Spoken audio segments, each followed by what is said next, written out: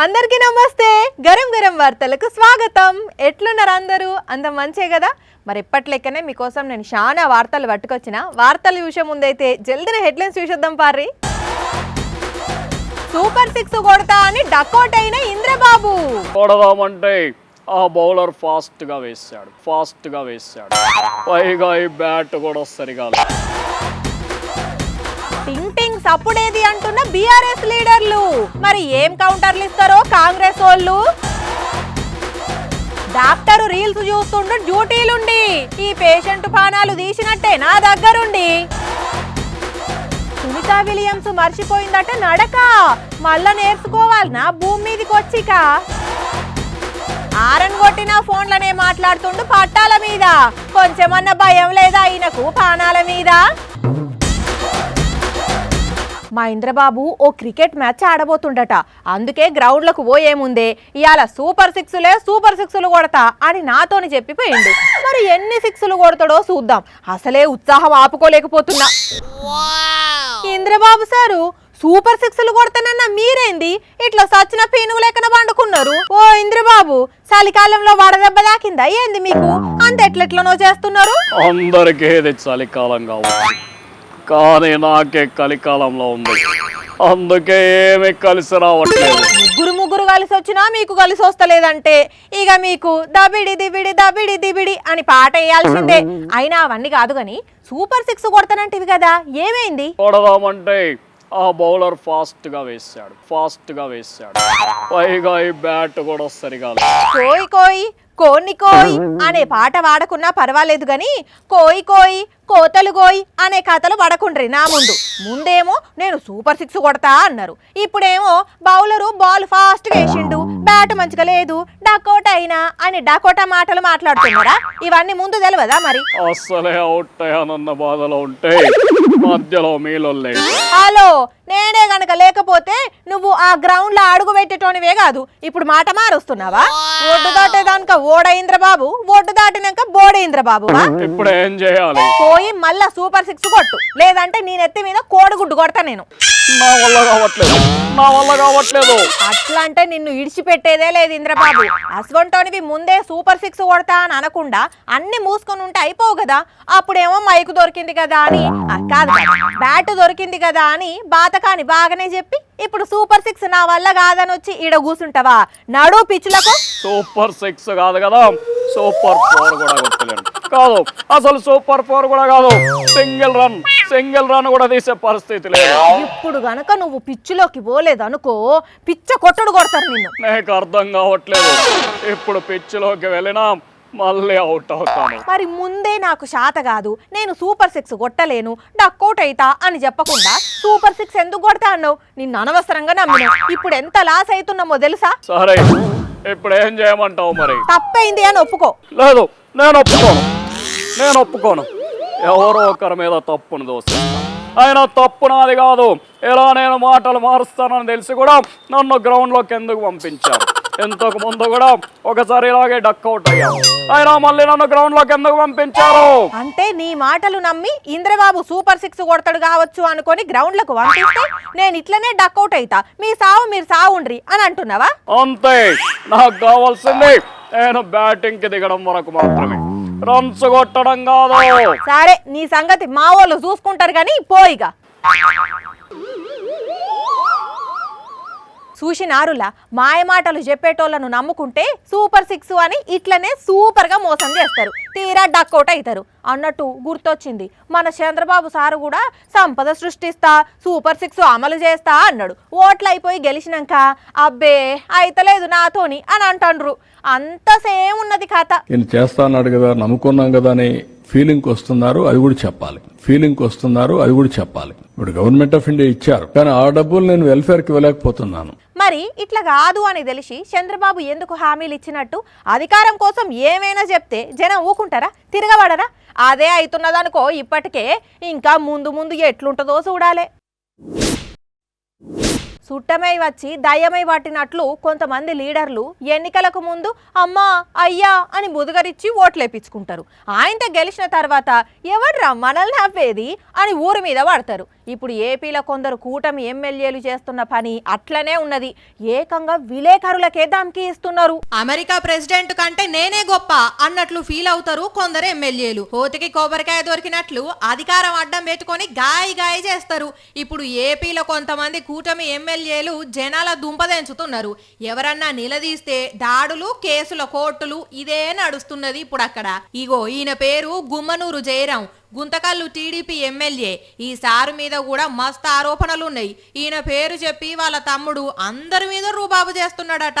నియోజకవర్గంలా కబ్జాల పైరవీలు దందాలు చేపిస్తున్నాడట. ఇదే ముచ్చట మీద కొందరు విలేకరులు ఎమ్మెల్యే సారును నిలదీసిండ్లు. గా మాటినుడితోనే సారుకు మస్తు కోపం వచ్చింది. ఎవర్రా మీరంతా అని అక్కడున్న విలేకరులకు ధమ్కి ఇచ్చిండు. మా తమ్ముణ్ణి తప్పు పడతారా బిడ్డా, నా సంగతి మీకు తెలియదు, నాకు అనక తిక్కరేగితే రైలు పట్టాల మీద వండుకోబెట్టేస్తా అని సీరియస్ వార్నింగ్ ఇచ్చిండు. నా పైన రాసేటప్పుడు కూడా ఎవరైనా గానీ అన్ని విధాలుగా ఆలోచన చేసి రాయండి. మీరు నిరూపించకపోతే పట్టాల మీద పండుబెట్టే కూడా నేను సిద్ధంగా ఉన్నాను. అసలే కోతి, ఆ పైన కళ్ళు దాగింది అన్నట్లు అసలే ఎమ్మెల్యే, చేతిలో అధికారం ఉన్నది, ఏం చేసినా అడిగే దిక్కు లేదు. అందుకే అక్కడున్న విలేకరులు ఎమ్మెల్యే ఇచ్చిన వార్నింగ్ కు బిత్తరపోయి ఒకరి ముఖాలు ఒకరు చూసుకున్నారు. చూసిన్లా ఏపీల పరిస్థితి ఎట్లున్నదో. ఆవు చేలో మేస్తుంటే దూడ గట్టున మేస్తదా? ఏదా రాజా తాదా ఎమ్మెల్యే. మరి ఈ సారు మీద సీఎం గాని డిప్యూటీ సీఎం గాని ఏమన్నా యాక్షన్ తీసుకుంటారో లేదో చూడాలి అనుకుంటున్నారు ఈ వీడియో చూసినోళ్ళు. ఒకరిని మించి ఒకరన్నట్లు తయారైన్లు రాజకీయ నాయకులు. నువ్వు ఒకటంటే నేను రెండంట అన్నట్లే పంచ్ డైలాగులు ఇసురుకుంటున్నారు. పిట్టకథలు సామెతలతోని కౌంటర్లు ఇస్తున్నారు. సీఎం రేవంత్ రెడ్డి సారు రైతు భరోసా హామీ మీద టీఆర్ఎస్ లీడర్లు సెటైర్లేస్తున్నారు. కాంగ్రెస్ బీఆర్ఎస్ పార్టీల నడమ టగ్గాఫర్ నడుస్తున్నది పంచాది. వాళ్ళు ఒక్కటంటే వీళ్ళు రెండు అంటున్నారు, వీళ్ళు రెండంటే వాళ్ళు మూడు అన్నట్టున్నది పరిస్థితి. ఎవ్వరు తగ్గుతలేరు. ఇంతకు మ్యాటర్ ఏందయ్యా అంటే, మొన్న రిపబ్లిక్ డే రోజు నాడు సీఎం రేవంత్ సార్ ఒక మీటింగ్ లో మాట్లాడుకుంటూ ఇవాళ అర్ధరాత్రి దాటిన తర్వాత రైతుల ఖాతాల్లో రైతు భరోసా పైసలు టక్కీమని పడతాయి అన్నాడు కదా. మళ్ళీ ఏమైందో ఏందో గానీ మార్చి 31 లోపు ఇస్తామని చెప్పిండు. అగో దాన్ని పట్టుకొని బీఆర్ఎస్ లీడర్లు సీఎం సార్ మీద సటైర్లు ఇస్తున్నారు. నిన్నదాకా మొన్న ముఖ్యమంత్రి గారు చాలా గొప్పగా చెప్పిండు, టకీ అన్నాడు. టకీ అని ఇక రాజయ్య సార్ కూడా అందుకున్నాడు. సీఎం మాటలు నమ్మి రైతులందరూ ఫోన్లో టింగ్ అని సప్పుడు ఎప్పుడు వస్తుందా అని ఎదురు చూసి మోసపోయినరు అని చెప్పుకొచ్చిండు. ఇప్పుడు సప్పుడు ఎదురు చూస్తా ఉంటే ఇగో గిట్లున్నది ముచ్చట. మరి బీఆర్ఎస్ లీడర్ల కామెంట్ల మీద కాంగ్రెస్ లీడర్లు ఎట్లా రియాక్ట్ అవుతారో చూడాలిగా. మా అక్కలు కొందరు స్కూటీ ఎక్కితే చాలు బరాబరుగా ట్రాఫిక్ రూల్స్ అన్ని ఫాలో అవుతారు. పక్కాగా హెల్మెట్ పెట్టుకుంటారు, పక్కాగా ఇండికేటర్ వేస్తారు, పక్కాగా జాగ్రత్తగా యూటర్న్లు తీసుకుంటారు. కొన్నిసార్లు ఎవరన్నా ఆపతున్నదని ఏడుస్తుంటే వాళ్ళు అడిగిన జాగలో దోలొస్తారు. ఇంకా కొందరు ఉంటారు అన్ని తెలిసిన ట్రాఫిక్ రూల్స్ పాటించాలని ఎరుకున్నా ఈసొంటి పని ముంగటేసుకుంటారు. చూడుండ్రి అడ్డగోలుగా రోడ్డు మీదకి వస్తే ఎంత కథ అయ్యిందో. అబ్బర బిడ్డ, భలే కథ అయ్యింది పో. ఎంత పని చేస్తేవక్క, ఒక్కసారి ఇటు చూడు ఎంత ప్రమాదం జరిగిందో. రాములా భగవంతా, ఓ కొడుకా ఓ బిడ్డ, చూసినారుండ్లా ఈ బస్సు ఢీకొన్నది, ఈ బస్సు ఢీకొన్నది. మొత్తం ఈడికెళ్ళి ఆడిదాకా అన్ని ఢీకొంటే చూడుండ్రి బస్సులు ఎట్లా దెబ్బతిన్నాయో. కేవలం ఈ ప్రమాదానికి కారణం ఈ అక్క. ఏం ఆలోచన చేయకుండా యూటర్న్ తీసుకోవాలని చూస్తే అప్పటికే రోడ్డు మీద వీళ్ళ జాగల్లో వీళ్ళు పోతూ ఈమెను చూసి సడన్ బ్రేక్ వేసిండ్రు. ఇక కథం వీళ్ళను తప్పియడానికి అందరూ బ్రేకులు వేసేసరికి ఈ వెహికల్స్ అన్ని ఢీకొని అక్కడి దాకా దగ్గర కిలోమీటరు 2 కిలోమీటర్ల వరకు ట్రాఫిక్ జామ్ అయ్యింది. కేరళ రాష్ట్రంలో ప్రమాదం ఇది. కాకపోతే కొందరికి చిన్న దెబ్బలు తాకినాయట. కానీ స్కూటీ మీద వచ్చి జనాలను గజ్జున వణికిచ్చినక్క ఇది పద్ధతేనా? మంచిగా నెత్తికి హెల్మెట్ పెట్టుకున్నావు గాని యూటర్న్ తీసుకునే పద్ధతి ఇదేనా అక్క? మరి కొత్తగా బండి తోల నేర్చుకున్నదో, నేను రోడ్డు మీదకి వచ్చినాక మనల్ని చూసేవారు రాపంది వాళ్ళే పోతారు అనుకున్నదో గాని పెద్ద ప్రమాదం చేసి పెట్టింది. ఇట్లుంటది కొందరి ముచ్చట, ఏం చేస్తాం. ఈ నడుమ ఎప్పుడు ఏ నిమిషానికి ఏం వినాల్సి వస్తుందో, ఏం ప్రమాదాలు జరుగుతాయో అస్సలు ఊహించని పరిస్థితులు కనపడుతున్నాయి. ఇంకోవైపు భయం కూడా అవుతున్నది. ఒకవైపు బైకు ప్రమాదాలు, ఇంకోవైపు రైళ్ల ప్రమాదాలు, బస్సు ప్రమాదాలు, లారీల ప్రమాదాలు. దినం ఒక కాడ ఇది జరిగితే ఇంకో కాడ ఇంకోటి జరుగుతూనే ఉంటున్నది కదా. అయితే ఒకసారి ఇటు చూడుండ్రి ఏం ప్రమాదం జరిగిందో.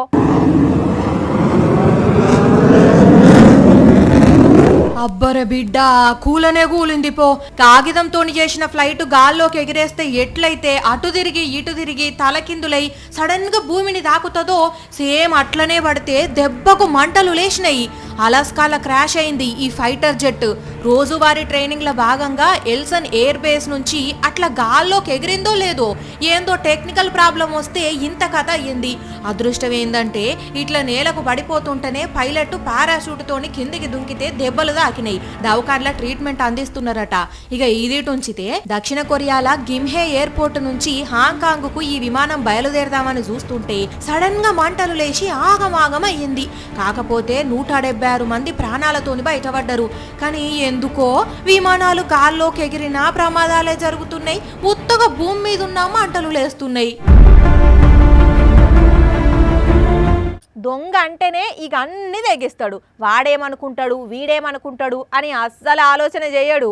3-4 ఉన్నప్పుడు చోరు చేయాలనన్నా 100 మందిలో దొంగతనం చేయాలనన్నా కత్తే చూపెడితే కత్తే చూపెడతాడు, లేకుంటే తుపాకే చూపెడతాడు. కానీ అవ్వ తగ్గేదేలే అన్నట్టుంటాడు కదా. అయితే ఇటు చూడుండ్రి, ఒక దొంగోడు ఎంత సిగ్గుపడుకుంటా దొంగతనం మొదలు పెట్టిండో. అంగి మీదికెళ్ళి షట్టరు తలకాయకు తువ్వాల కప్పుకున్నాడు. ఇక చూడుండ్రి మనోడి పనితనం ఎట్లున్నదో. వాస్తవా రావా? నేనే పెద్ద దొంగోన్ని అయినా భయపడతలేవు. ఎంత ధైర్యమే తాళంబుర్రా నీకు అని ఎట్లా తన్లాడుతున్నాడో. ఓరి వారి జర ఇటు చూడరా అయ్యా. అగో కిందకి పోతాడు. ఓర్ని అవ్వా అంటనే ఉన్నావు మళ్ళొచ్చిండు కదా. అగో లోపటికి పోయిండు. మళ్ళేందో సర్దుకున్నాడు, అవతల పడ్డాడు. కానీ ఇగో ఇట్లా ఇంట్లోకెళ్ళి వెళ్ళిండో లేదో అట్లా దొరికిండు. చెప్పురా వారి ఏంది కథ? ఏం పేరు నీ పేరు? నీ పేరు? కొమురయ్యనా? మరి దొంగతనం కథలేందిరా? గుడి ఎక్కడ ఉంది, ఇది ఇల్లు ఎక్కడ ఉంది? తాగున్నావు కాబట్టి ఏం అర్థం కాలేదా? ఇన్నారులా నాదేం తప్పులేదు. లోపటున్న మందు చెప్పితేనే పోయి ఇంటి తాళం బాలగొచ్చినా అన్నాడు. మరి దొంగతనం చేస్తే దొరకకుంటే ఈ ఇంటి ముంగటనే ఎందుకు నిద్రపోయిండో వీనికే తెలవాలి గాని పోలీసులకైతే పట్టించిండ్రు. కరీంనగర్ వేమ్లవాడల జరిగిన దొంగతనం ఇది. ఈ మోతవరి కథ ఇట్లుంటే ఈ మోతవరి చక్కదనం చూడుండ్రి. కొడుకా వీనిది కూడా ఇదే కథ కదా. స్క్రూ డ్రైవర్లు పెట్టి అటు తిప్పినా ఇటు తిప్పినా వస్తలేదు, అస్సలు కదులుతలేదు. మరి ఏ కంపెనీ తాళమో గాని గట్టిగానే ఇబ్బంది పెడుతున్నది. ఎటో పోతవేందిరో మళ్ళా పోయేందో తెచ్చిండు, అయినా కూడా రాలేదు. ఇక విసుగొచ్చి చేసేదేం లేక గోడ దుంకి పోయిండు. చెటాన్పల్లి దగ్గర జరిగిన కథ ఇది. కానీ ఆరి వారి గింతనన్న సిగ్గులేదారా? గింత మంచి బట్టలు వేసుకున్నావు, ఇదేం దొంగ బుద్ధిరా గోషిగా. ఛీ ఏ మనుషులో ఏమో. ఇక ఇవి మరి ఇయాల్టి గరం గరం వార్తలు. మళ్ళా రేపు ఇదే టైంకి ఇట్లనే మస్తు వార్తలతోని కలుసుకుందాం. అప్పటిదాకా చూస్తూనే ఉండండి సాక్షి టీవీ. టైం గుర్తున్నది కదా అందరికీ. రాత్రి 8:30కి మళ్ళీ పొద్దుగాల 8:30కి ఉంటాం మరి.